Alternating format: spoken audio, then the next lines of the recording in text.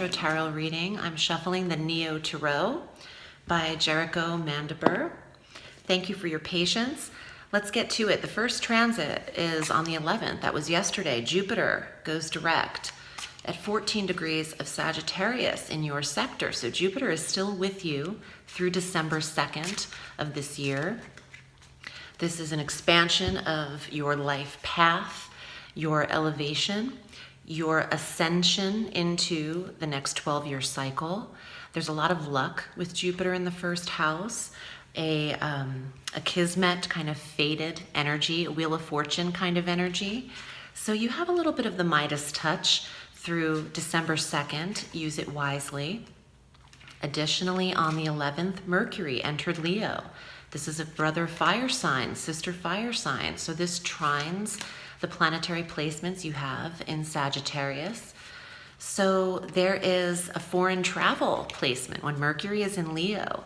This is the 9th house of places at a distance from you. Exploration, adventure, travel, study, education, the metaphysical sector, the spiritual sector, a lot of learning and the desire to know, knowledge. On the 15th, we have a full moon at 22 degrees of Aquarius. This is closure in the 3rd house. Putting a vehicle to rest, getting a new car, an awareness with a sibling in your life.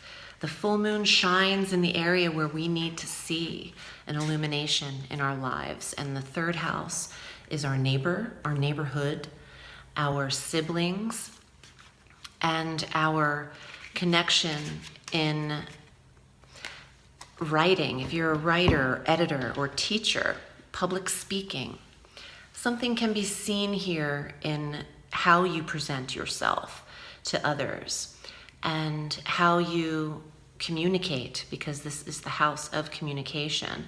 So pay attention to how you are speaking over the course of that full moon, to what you're saying. Make sure your words are perfected. I want to say, don't say too much. Less is more.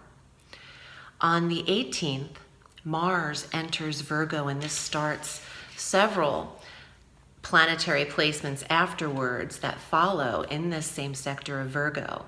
Mars is here from the 18th until October 4th in your career sector.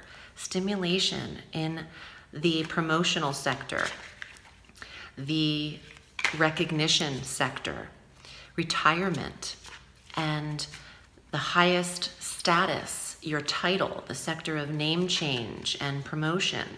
So there's an energy generating here and stirring up the pot a little bit. So there could be moves in career.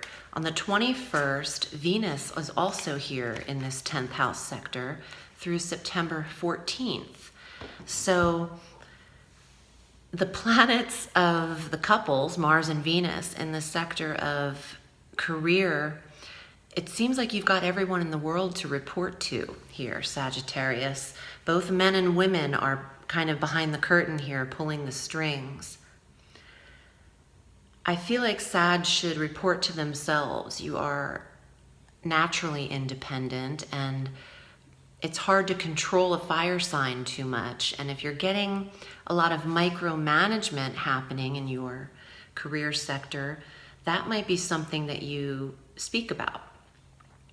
On the 23rd, the sun enters Virgo through the 23rd of September. So your attention is on your career and the boss figure, the authority figures. Mercury on the 29th enters Virgo through September 14th. And on the 30th, our new moon is at 6 degrees of Virgo. So there is a fresh start available for you in your career. And some of you are lining up your bios with Mercury here, your resumes, promoting yourself outwardly and wanting to receive, desiring, which is Mars, to receive some recognition, the 10th house. Just make sure you are humble. Not everyone is absolutely guaranteed or is deserving of something in the 10th house, like the president's position is what I'm getting. Not everyone can be placed at the top is the message that I'm getting. So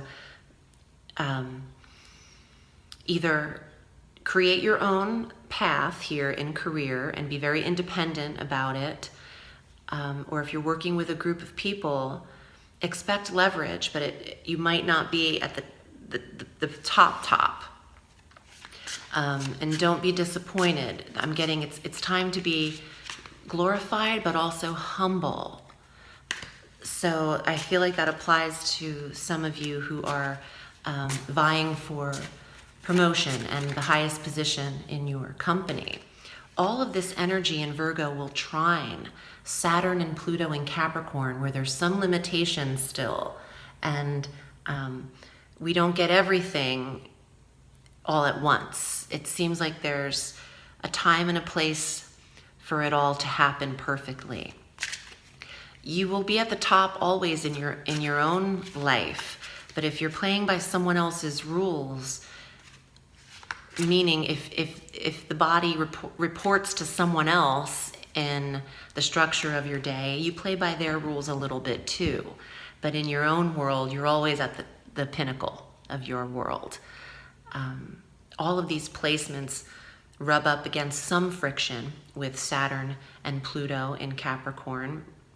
And then also Uranus in Taurus brings on a little bit of surprise here in the career sector. Some of you are unexpectedly offered a payout or early retirement. It might be time to leave when that new moon hits, or the topic of it is brought up, because Mercury is the communication planet and surrounding that new moon in retirement. So for some of you who that applies age-wise, I feel like that could be a topic that is worth discussing this month. And like I said earlier, less is more in verbiage. Okay, so let's see what cards are here for you. Thank you for your patience and for subscribing to the channel. I appreciate your support. Sag, here are your cards. 5 of Swords. Some stressful activity, all in the mind. The swords govern the thought, the mind, the air, the mental state of being.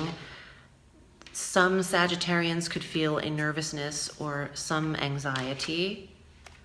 The King of Swords. Now that's the air sign individual, the Gemini, the Libra, or the Aquarius. I want to say the thought process. So Sag is planning and thinking, devising a plan. And it could be that you're preparing for stages of career and a timeline of your life that would benefit career. Either what I'm getting is create dates where you see yourself at a certain place at a certain time. Create your vision and date it. If you want your exit date to be such and such, say it is so to yourself and devise your plan accordingly. Ace of Cups.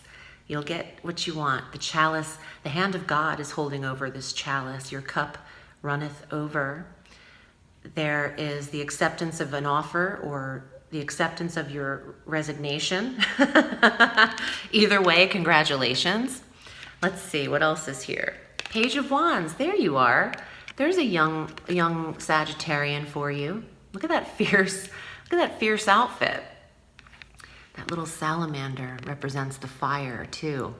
So travel, exploration. I feel like saying, a little bit of a nomad. Go on that hike if the weather is allowing so. And the 5 of Cups. So the 5s are always halfway to sunshine. Prone to a little bit of depression. Again, I understand when the mind goes on its own, sometimes you just go with it, but it's important to stop and breathe and tell yourself a new story. One of my dearest friends is a Sagittarius, and I know that they're watching this, and because of them, sometimes I'm able to pull myself out of my own spiral And he's a mentor to me. He'll remind me that I am not the mind. And I'm so grateful for that energy in my life. I hope this was helpful to you. Just tell yourself a different story. You are not left unprotected. The universe surrounds you with the effortless flow of prosperity every day in every way. Thank you for tuning in. I appreciate you. Remember, Sag, the sky is limitless, so reach for the stars.